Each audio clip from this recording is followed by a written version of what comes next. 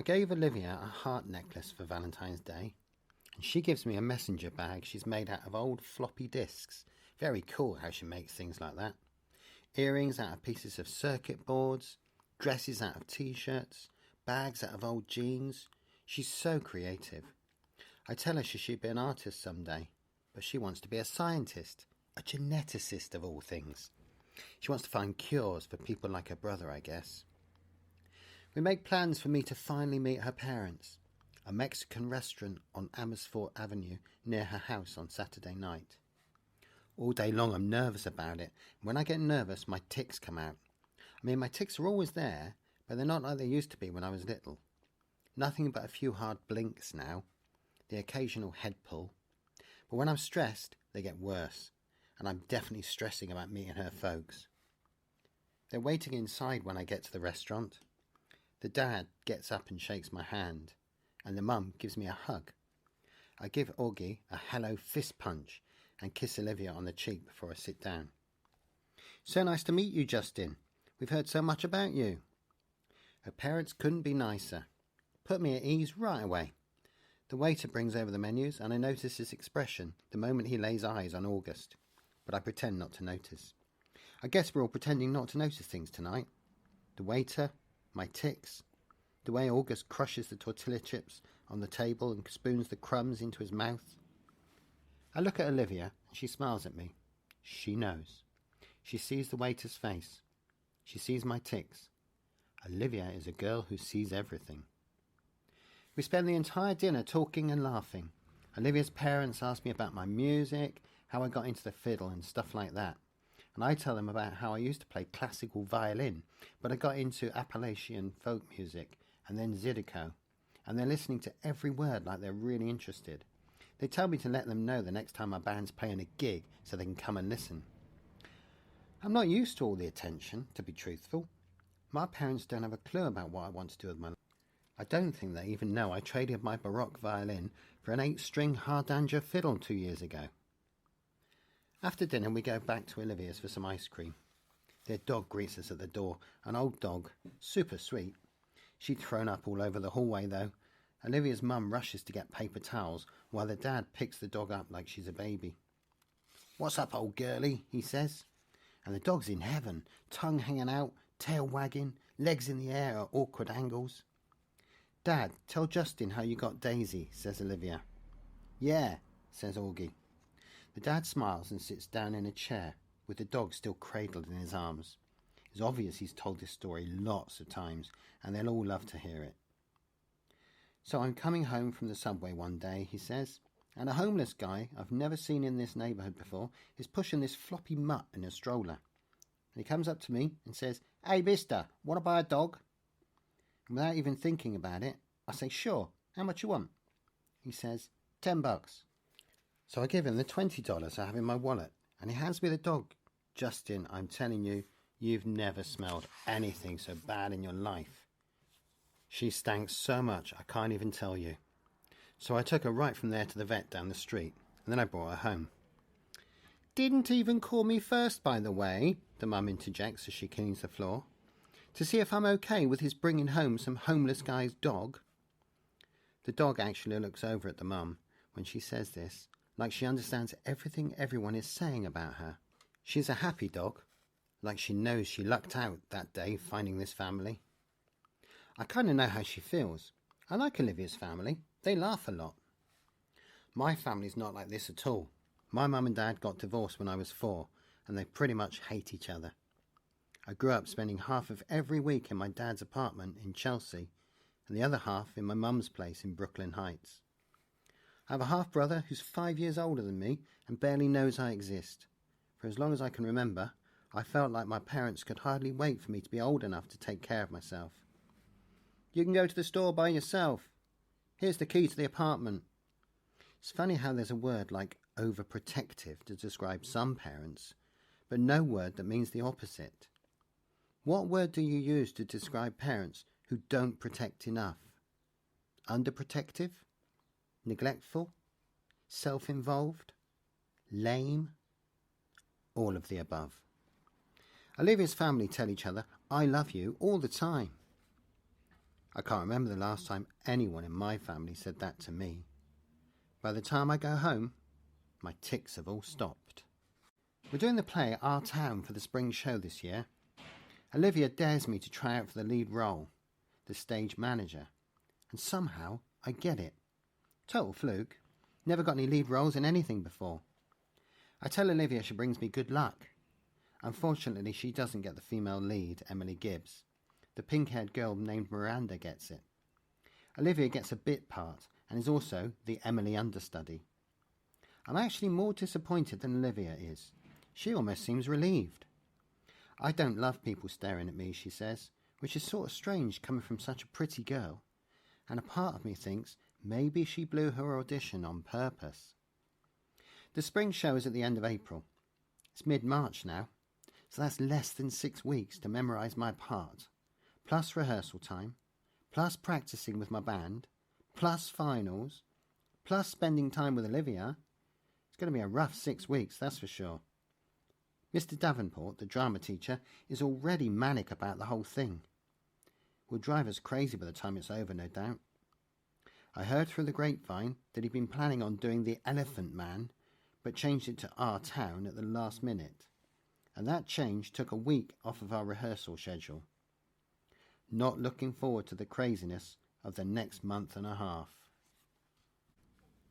Olivia and I are sitting on her front stoop. She's helping me with my lines. It's a warm March evening, almost like summer. The sky is still bright cyan, but the sun is low, and the sidewalks are streaked with long shadows. I'm reciting. Yes, the sun's come up over 1,000 times. Summers and winters have cracked the mountains a little bit more, and the rains have brought down some of the dirt. Some babies that weren't even born before have begun talking regular sentences already, and a number of people who thought they were right young and spry have noticed that they can't bound up a flight of stairs like they used to without their heart fluttering a little. I shake my head. Can't remember the rest. All that can happen in 1,000 days, Olivia prompts me, reading from the script. Right, I say, shaking my head. I sigh. I'm wiped, Olivia. How the heck am I going to remember all these lines? You will, she answers confidently. She reaches out and cups her hands over a ladybug that appears out of nowhere. See? A good luck sign, she says, slowly lifting her top hand to reveal the ladybug walking on the palm of her other hand. Good luck, or just the hot weather, I joke. Of course good luck, she answers, watching the ladybug crawl up her wrist. There should be a thing about making a wish on a ladybug. Augie and I used to do that with fireflies when we were little. She cups her hand over the ladybug again. Come on, make a wish. Close your eyes. I dutifully close my eyes. A long second passes. Then I open them. Did you make a wish? She asks. Yep. She smiles, uncups her hands, and the ladybug, as if on cue, spreads its wings and flits away. Don't you want to know what I wished for? I asked, kissing her. No, she answers shyly, looking up at the sky, which at this very moment is the exact colour of her eyes. I made a wish too, she says mysteriously. But she has so many things she could wish for, I have no idea what she's thinking. The bus stop. Olivia's mum, Augie, Jack and Daisy come down the stoop just as I'm saying goodbye to Olivia. Slightly awkward since we're in the middle of a nice long kiss. Hey guys, says the mum, pretending not to see anything, but the two boys are giggling. Hi, Mrs. Pullman. Please call me Isabel, Justin, she says again. It's like the 3rd time she's told me this, so I really need to start calling her that. I'm heading home, I say, as if to explain. Following the dog with a newspaper. Can you walk Jack to the bus stop? No problem. That okay with you, Jack? The mum asks him, and he shrugs. Justin, can you stay with him till the bus comes? Of course. We all say our goodbyes. Olivia winks at me. You don't have to stay with me, says Jack, as we're walking up the block. I take the bus by myself all the time. Augie's mum is way too overprotective. He's got a low, gravelly voice, like a little tough guy. He kind of looks like one of those little rascal kids. in old black and white movies, like he should be wearing a newsboy cap and knickers. We get to the bus stop and the schedule says the bus will be there in 8 minutes. I'll wait with you, I tell him. Up to you, he shrugs. Can I borrow $1? I want some gum. I fish $1 out of my pocket and watch him cross the street to the grocery store on the corner. He seems too small to be walking around by himself somehow. Then I think how I was that young, when I was taking the subway by myself. Way too young. I'm going to be an overprotective dad someday, I know it. My kids are going to know I care. I'm waiting there a minute or two when I notice 3 kids walking up the block from the other direction. They walk right past the grocery store, but one of them looks inside and nudges the other 2, and they all back up and look inside.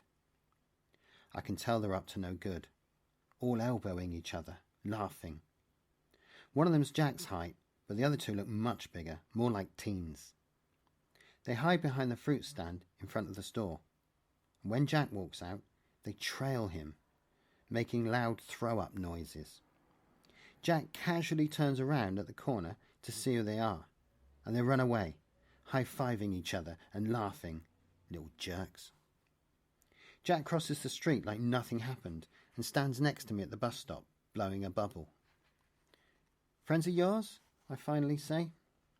Ha ha, he says. He's trying to smile, but I can see he's upset. Just some jerks from my school, he says.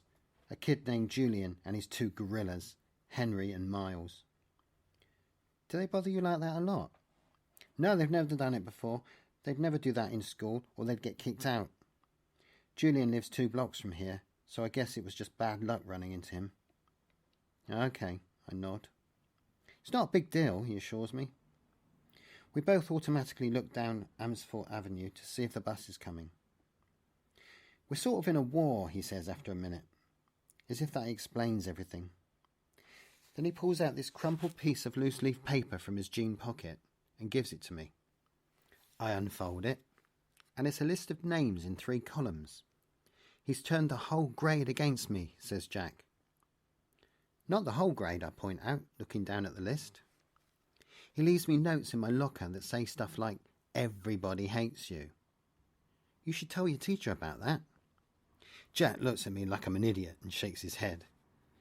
Anyway, you have all these neutrals, I say, pointing to the list. If you get them on your side, things will even up a bit. Yeah, well, that's really not going to happen, he says sarcastically. Why not? He shoots me another look, like I am absolutely the stupidest guy he's ever talked to in the world. What? I say. He shakes his head like I'm hopeless. Let's just say, he says, I'm friends with someone who isn't exactly the most popular kid in the school. Then it hits me. What he's not coming out and saying, August. This is all about his being friends with August. And he doesn't want to tell me because I'm the sister's boyfriend. Yeah, of course.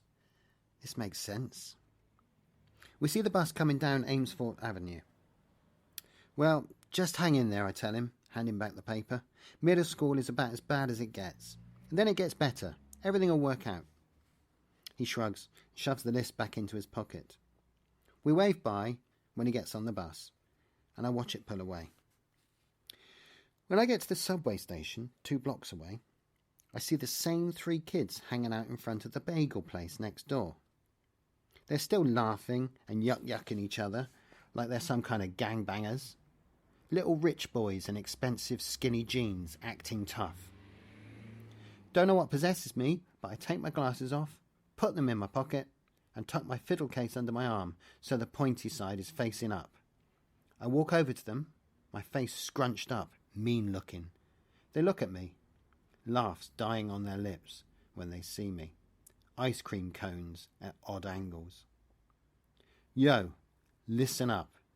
Don't mess with Jack, I say really slowly, gritting my teeth, my voice all Clint Eastwood tough guy.